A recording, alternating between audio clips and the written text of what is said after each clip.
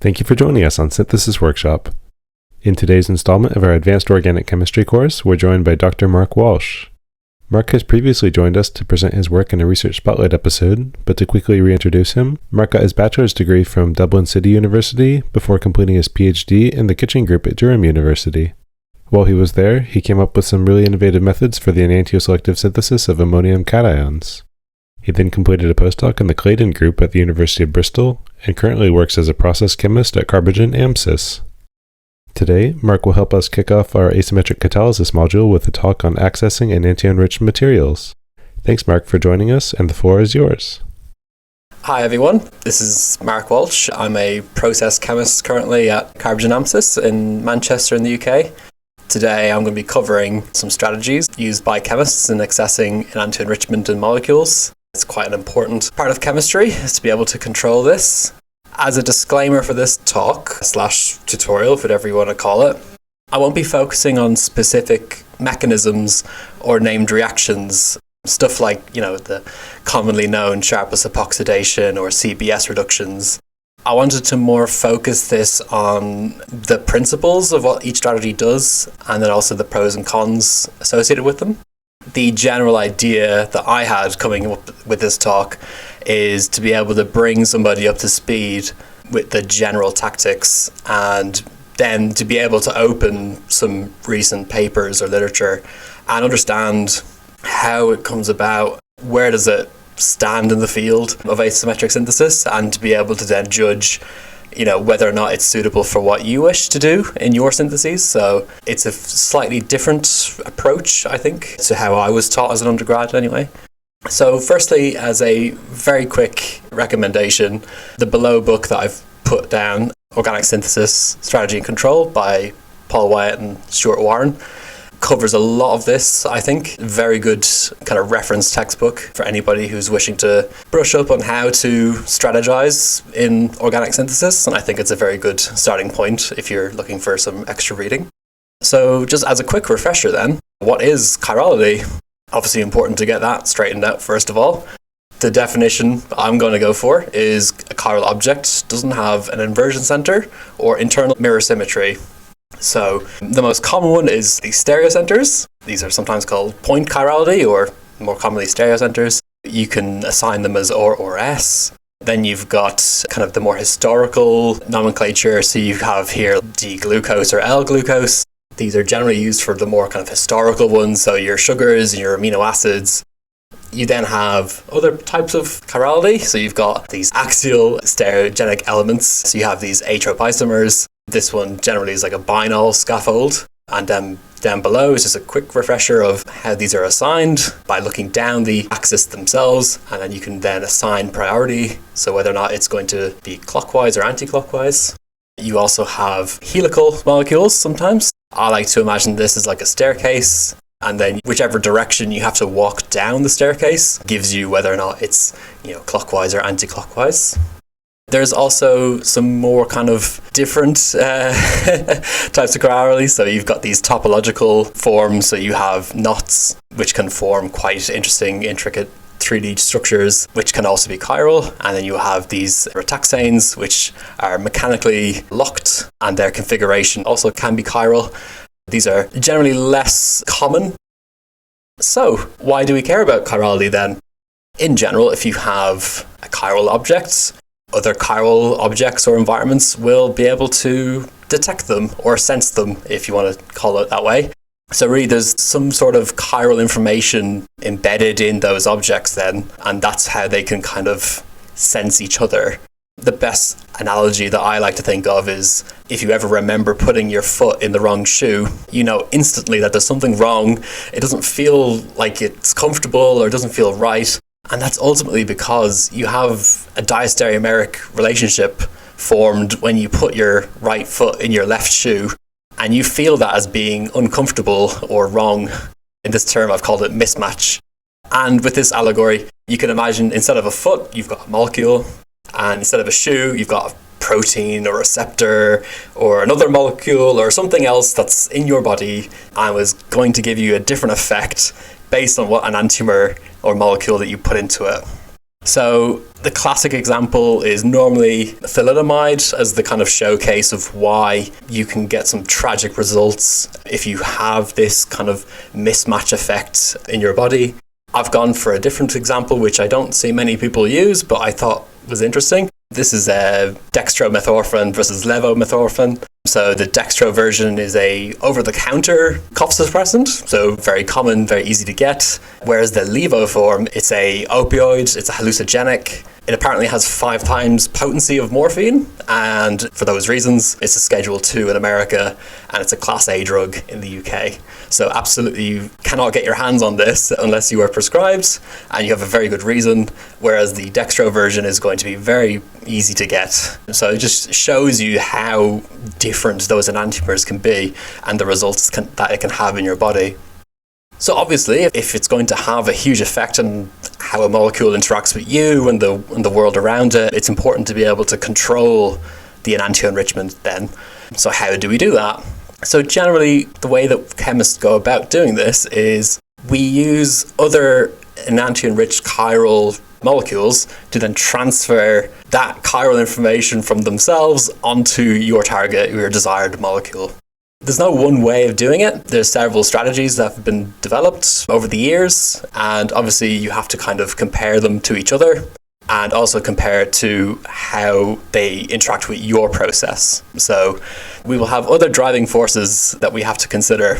One of these is how much of this chiral information do you have to put into your reaction? So obviously this is also linked to the next point, which is cost. So if you have to put in a lot of this chiral information, it means that you're going to have to buy more of it. And generally people don't like spending money. So if you can minimize the costs, either by minimizing the amount of information that you have to put in or using a cheaper source, that's always going to be favored pretty much. So then the other factors that you have to take into consideration is how practical is that method? Because generally you want people to be able to use what you've created, and the easiest way for people to adopt it is if you make it really easy. So by lowering that barrier, more people are more likely to use your method. The next bit is the yield and the EE. So this kind of speaks for themselves. You want to have high yield and high EE, really. So your enantioselectivity is really what you're going for. And if you can get more yield out of it, then that's always going to be a bonus for you. Both for publishing papers and also for in industry, the higher that these are, the easier it is to justify using the method that you choose, both to an editor of a journal or to your clients if you're in industry. So I'm going to use this scale that I'm showing here as a way to kind of rank a method. So you can see in the blue, we've got the amount of loading that you have to use for either your catalyst or your chiral source. And then in the green, this is the theoretical yield. So really what we want to have is something with a high theoretical percent yield, but with a low catalyst loading or a low chiral information loading, because overall, this is the best of both worlds then. Okay, so we know that we want to make these materials. We know that we will need to have some sort of chiral information or some enantioenriched material to start off with. But where does this come from? On this slide here, so luckily we've had nature to be able to take a few billion years to evolve and then to also then form products of itself. So it has generated what we chemists term as the natural chiral pool. And that's what I've shown in this blue box on the left. There's no strict definition of what exactly contains the natural chiral pool, although I'll show in the next slide a few kind of generally accepted classes and molecules themselves. Then you can see in the middle we've got 2 arrows that come out of the natural chiral pool. And these are ways of taking naturally occurring chiral molecules and then expanding this chiral pool into what I've termed the synthetic chiral pool. And these 2 strategies we will cover very soon. In general, the synthetic chiral pool, I like to think of it as something that if you can search for it in your chemical vendor of choice, and if you can buy it from them, generally that's part of the synthetic chiral pool. So it's something that you can go and readily get yourself without having to really synthesize it in-house, if you like to think of it that way. And then on the very right-hand side, you'll see this red box with a question mark. We will get to that later on, but for the moment, let's worry about the natural chiral pool, the blue box. So here's some general classes that have been kind of agreed upon. So we've got, firstly, the amino acids, self-explanatory, everyone kind of knows them. We then have the sugars, pretty big class. We've got steroids, there's quite a few of those, and obviously that is going to be something that's very difficult to create in a lab yourself. So it's much easier just to get some sort of source of a steroid, either like a fungus or a bacteria, just to make all those stereocenters for you. We then have a more general class, which I've termed as hydroxy acids. These are stuff that's not, they're not amino acids, they're not part of any other kind of scaffold class, but generally they are abundant and they are quite useful. We then have the next class, which is the terpenes and terpenoids. Not all of these will be classed as being in the natural chiral pool, which I'll explain a little bit. But generally, the very common ones like limonene and menthol, camphor, those have found quite good uses in synthesis and are quite abundant, so they're very easy to source for us. And then the next class is the alkaloids. So again, I would say, in my opinion, not all alkaloids are part of the natural chiral pool.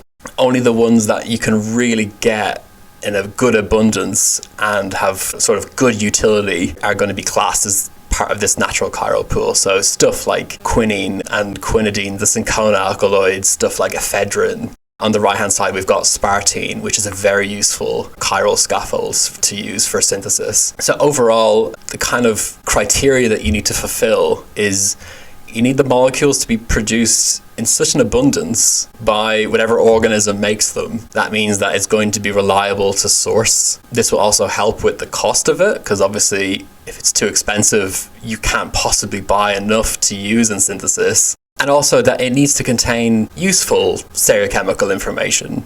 I think a good kind of counterexample would be something like Taxol. Taxol is a fantastic molecule for, its medicinal properties. It has loads of stereochemical information in it, but it's so expensive. You couldn't possibly source enough Taxol to be able to use it for synthesis as a catalyst. The other problem with it is because it has so many functional groups on it that it will probably start reacting in your reaction in other ways that you probably don't want it to. In some ways, it's over-functionalized. So you need to have something that's abundant, that's cheap, and that has stereochemical information that's going to be useful. Again, we're very lucky that we live in a world of such, diversity, that nature has created such amazing pool of materials to pick from, and that us chemists can then exploit for our purposes as well. So this is then used in a very direct term here, the chiral pool synthesis. So this type of synthesis is when you take one of the structures from the natural chiral pool, and that's your scaffold to build up your molecules. So essentially you're using the chiral information from nature already built into it, and then you're exploiting that and you're using that and derivatizing it into a more complex structure using known chemistry. And as an example, we've got this natural product, which was reported as an asymmetric synthesis. And through retrosynthetic analysis, they were able to strategize that they could use phenylalanine as their building block. Unfortunately, for this strategy, the main pitfall is that you need to have your enantiomer to be the naturally occurring one. So in this case, you need to have the L amino acid to be available. If you wanted to make the alternative enantiomer of that natural product, you would have to use D-phenylalanine. So the main issue with that is that it's going to increase your costs very quickly. Because in general, nature produces mostly one enantiomer in an abundance. So the L amino acids and the D sugars will be easy to source. But if you need to use the D amino acids or the L sugars, you're going to run into a problem very quickly. So let's chart where this falls on our scale in terms of conceptually, is it going to be a high loading or low loading, or is it a low yield or a high yield? So firstly, we can see that we could possibly get 100% yield theoretically. There's nothing really hindering us from getting the maximum yield possible. In terms of loading, we obviously buy in that as a reagent and you're using the full amount every time in your synthesis. So it's obviously going to have a high loading of information because you're using it essentially directly from the natural chiral pool itself. So this next strategy, some people call it a classical resolution to distinguish it from other kind of resolutions. I think if you just said the word resolution, this is what would come to most people's mind. So you've got a few kind of criteria that you're going to use in this strategy. So the first one is you're going to make a racemate. It's very easy to make a racemate. The problem then is, okay, so how do you then further enrich this into a useful material? So in this case, we're going to then treat it with another agent. In this case, we have a racemic amine. So we're then going to treat it with some sort of enantioenriched acid. This will then form a diastereomeric relationship in solution. So you're going to have, at the start, an enantiomeric relationship just between the amines. And then now that you've treated with that chiral acid, now you're going to have diastereomers. And this is good because you're going to have now different physical properties. So they're going to have slightly different melting points, different solubilities. These are things that you can then use to extract one diastereomer out of solution than the other. So in this case, we have now the less soluble diastereomer crystallizes out from solution. And this is good. So you now take that salt, you could then further free brace it to get your amine out in the form that you wish. And then you are able to have your enantioenriched amine in a pot, isolated by itself. So you've essentially just purified out a racemic mixture into one of the enantiomers that you desire. Of course, if you go back and if you go into your mother liquors from your crystallization, you can then isolate the other enantiomer for free, essentially. So you can then purify and have two pots with either enantiomer in each. So on the scale, where does this fall? So in terms of the yields, the maximum that you can get for one enantiomer is 50%. This is because you started off with a racemate and you have no way of interconverting the other enantiomer into your desired product. So your maximum is always going to be 50%. So this is one of the limitations of a resolution. Although it's a very good strategy for creating an unnatural enantioenriched material, you're limited in the yield in this way. Of course, the other factor is that you are always going to have to put in, a stoichiometric amount of whatever the chiral reagent you put in. So in this case, for our acid, we had to put in one equivalent of that into the pot to crystallize out from that mixture. So you are going to have a high loading and a very mid yield. So there's some pitfalls to this. However, it is very, very practically easy to do this, especially if you've got some handle like an amine or an acid, something that you can form a salt, or you have some motif that will form a co-crystal or something in that way that you have an interaction. It's very practically easy to do this and also very scalable. So in this case, we've got a few kind of candidates that you can choose from the natural chiral pool as your kind of resolving agents. So again, like I said, if you had some sort of ionizable handle, like an amine or carboxylic acid, you can pair it with either one of your chiral acids or chiral bases. So it's easy to try to kind of rationalize which ones you should use. And all these are fairly cheap and abundant. So very easy to buy a standard kit of chiral acids or chiral bases, and then just use that to effectively screen whichever conditions are most favorable to your target molecule. And then hopefully you get lucky which one has, a decent enantioselectivity for it. So here's just an example that I've plucked out of OPRD fairly recently. It's from 2022. I think I chose this example just to show that people still do this. It's not something that you see very commonly in literature nowadays, but it's definitely something that we do in industry. So in this case, they've performed this resolution on a greater than 500 kilo scale. They put in 3 equivalents of that dibenzoyl tartaric acid. They then describe, their anti-solvent, they seed the mixture, how they cool it down, and it forms that salted mixture. They're able to get that species isolated in 42% yield, and that selectivity of greater than 2,000 to 1 is fantastic. The real merit of this is that it's very, very easy to just chuck in an acid at 75 degrees, stir it for a few hours, cool it, and then filter. So industrially speaking, it's the dream. You can easily get that solid, wash it, and then move it on to the next stage. The next thing that I quite like about this strategy is the fact that that molecule, it's not just a stereocenter, it's an atropisomer. And that's, to me, it's not an easy one to try to build a strategy to form that enantioselectively. So it's probably easier just to make the racemate and then purify out the mixture that you want, rather than try to develop from scratch an entire new method for setting that axis. So I think in terms of like time efficiency and in terms of like cost efficiency, this was the way to go. Obviously, if they do in the future come up with a way of racemizing the axis so that they can then generate the unwanted enantiomer into the favored one that they wish, that's even better. But for the moment, it shows that even a classical resolution, which, I think was first done in the 1800s, it is still a viable practical solution to some of these problems, even nowadays. So the next strategy is going to be another way of trying to form enantiomer materials using something called a chiral auxiliary. And it's using some of the sort of logic of a chiral pool synthesis, in that you want to have some sort of chiral information attached to your molecule, and then you use that as a way to bias the next set of reactions diastereoselectively. So in this case, the auxiliary is going to be attached onto an achiral molecule. In this case, I'm showing something similar to an Evans aldol reaction. You then see that you've got this chiral information attached to the auxiliary, and you form your enolate. You then have two faces that you can then have the electrophile be attacked from.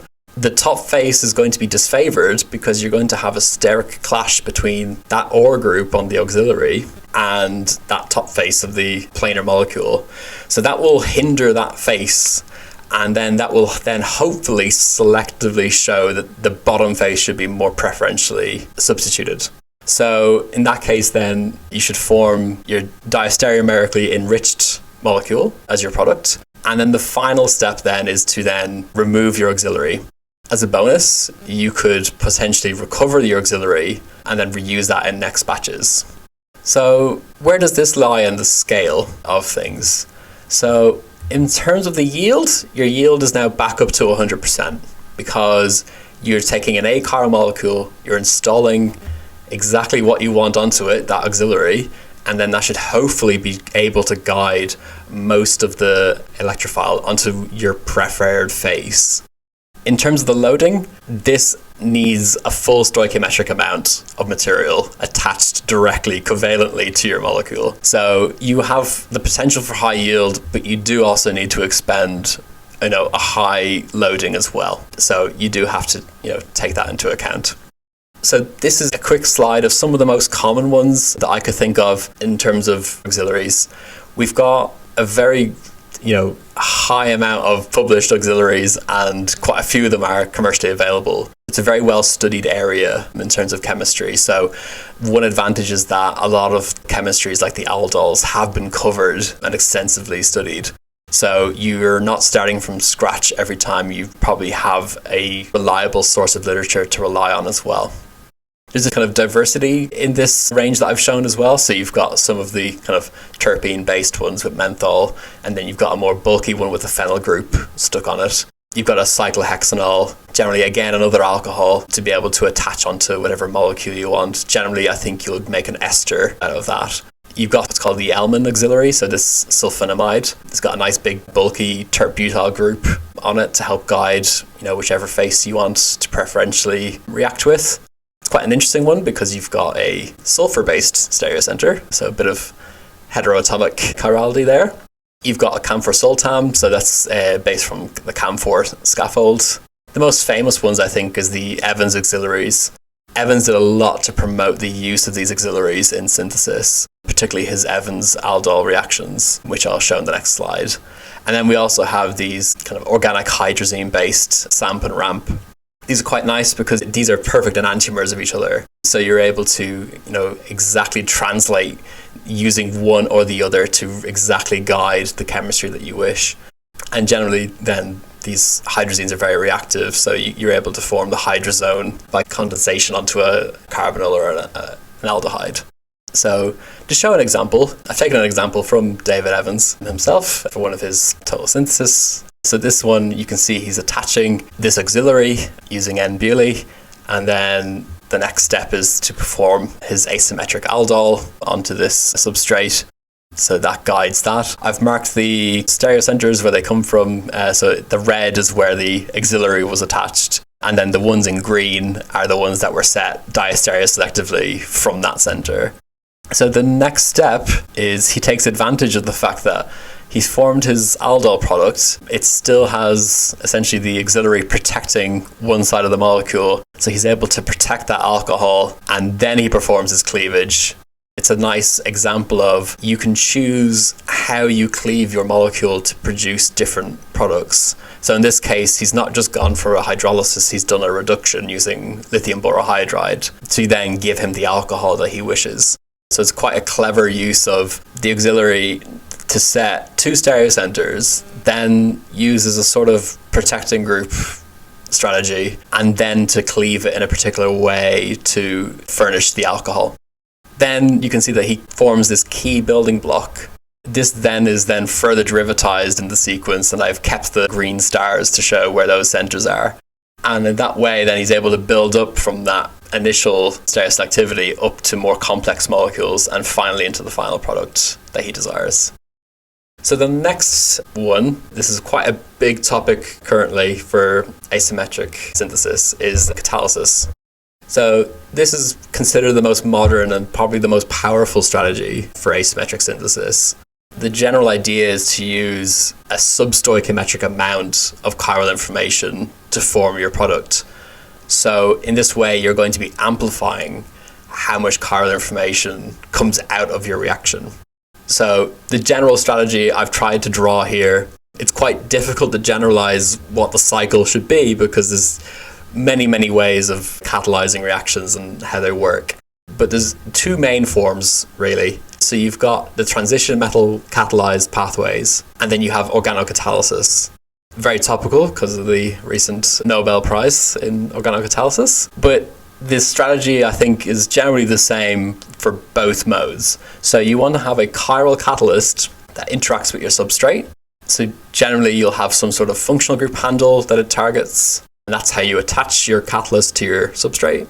This catalyst then activates the substrate for further reaction, and also it provides the chiral environment necessary to guide the enantioselectivity. You then have another reagent that then reacts with your activated chiral environment covered substrate. This then hopefully detaches from the catalyst and forms your enantioenriched product. And when detached, your catalyst should return to its initial state. This is quite important for having a good turnover number, as it's called, and also for being able to lower the catalyst loadings for your reaction. So where does this lie in our scale? So in terms of the yield, the theoretical yield is up to 100%. So that's very promising. And then where do we lie in terms of the loading that is required? So this generally varies. So it obviously depends on how efficient your process is. So do you have a high turnover number? Can you tolerate having lower loadings while not losing your yield? In general, the transition metals will be more active than the organocatalysts. So a good transition metal process would have something between 1 to 5% loading. You could generally get below 1%, which is fantastic if you can achieve that. For the organocatalysts, from what I recall, you generally need between 5 to 10% loading. So a little bit higher for the organocatalysts, but you do make up for that in the fact that you're not using generally an expensive metal catalyst. Because a lot of the time you'll need something like ruthenium or palladium or something to that effect. So obviously you're then incentivized to lower the loadings in your metal catalyst as much as possible. Here we've got a quick slide of some of what we term privileged ligands for the transition metal catalysts. These generally will be all commercially available because they're quite sought after. They have proven themselves to be useful in a number of reactions and scaffolds. So for that reason, they're then available to buy commercially. You can even buy kits for these common chiral phosphines. This helps with screening which catalysts give you the best performance for the reaction that you wish. And then down below, we've got some of the kind of common organocatalysts. Some of them are very simple. So you've got L-proline. Benjamin List, recently Nobel Prize for exploiting L-proline as an organocatalyst. Same with Macmillan to the right, which is a bit more designed rather than just the naturally occurring amino acids. You will see quite commonly these chiral phosphoric acids as well, and they're nice in that you can have different substitutions on the kind of 2 position to be able to tune the sterics around that phosphoric acid. And then you've got Jacobson's thiourea, that you have different thiourea-based catalysts as well. Darren Dixon has been designing some as well. And generally you can have all sorts of designs for your organocatalyst based on whatever you're targeting. So these are just a very small kind of select few. There's absolutely hundreds that you could potentially find and possibly buy as well. So just want to quickly do a case study, I suppose, just to show how do you use these different strategies to achieve what you wish. So I've taken another very recently published scale-up for this natural product. It is generally not able to use just one technique to create the outcome that you wish. So you sort of have to use a few techniques in order to get what you want. So in this case, they go through the reaction. Quickly, if you can name the named reaction there, that's a nice little bonus question for you. So here's the first bit where you have a bit of an enantioenriched activity going on. So you can see you've got this copper catalyzed and you've got some ligand that I've highlighted in red, this asymmetric allylation. In this case, they tried a lot of optimization screenings, a lot of catalysts, and this was the best performing one that they could get. It's a very low loading for their catalyst, but they were achieving 83.7% EE for that substrate. So that generally is not going to be good enough, say, if you're designing material for pharmaceuticals. You'll have to upgrade your enantioenrichment. So the next stage that they do is they do a resolution. So they're using, again, this dibenzoyl tartaric acid. Because you have this amine, they then exploited that handle and they were able to then perform a simple crystallization using this resolution strategy. And they could upgrade their EE up to 98.9% EE. So it shows how you don't have to just rely on using one technique. If you can get most of the way there using the asymmetric catalysis, and then they did a final upgrade using kind of a more classical technique with crystallization, they were able to achieve what they wanted without getting, stuck on just screening, hundreds of ligands at a time. And of course, the other benefit of that is that it's very scalable. So they're trying to make hundreds of grams of this material. So that's always a bonus for them. So they progressed to the synthesis. I've skipped a few steps just for briefness. The next bit is when they form that new 6-membered ring. I've highlighted in green how that one initial stereocenter is then used to bias the diastereomers formed in this sequence. So again, you can use what you've got on your molecule to then bias the rest of it. So again, progressing through the synthesis, I've skipped a few steps that are not in our interest at the moment. And again, they want to do this final hydrogenation. I'm not entirely sure why, but they must have had some difficulty in getting the correct configuration of that center. So they then resort to an asymmetric hydrogenation. So it's another asymmetric catalysis technique, which I've highlighted in orange for that chiral ligand using this ruthenium chloride catalyst. They use, a 1 mol% loading, which is good. The oxalic acid is merely just to help isolate from the solution because they wish to crystallize it. They report a quantitative yield for that step and a 95:5 diastereomeric ratio. So overall, they're able to make 237 grams. I would encourage everyone to read this paper. It's a great case study of using multiple techniques to obtain the material that you want. And as a bonus, they didn't have to do any columns. So as a process chemist, that gets a big tick from me. So surely you think that that's the end, but there's one last thing that I would wish to cover. This is less common, I think, for people to realize is that this is also a potential technique, is that red box on the right-hand side.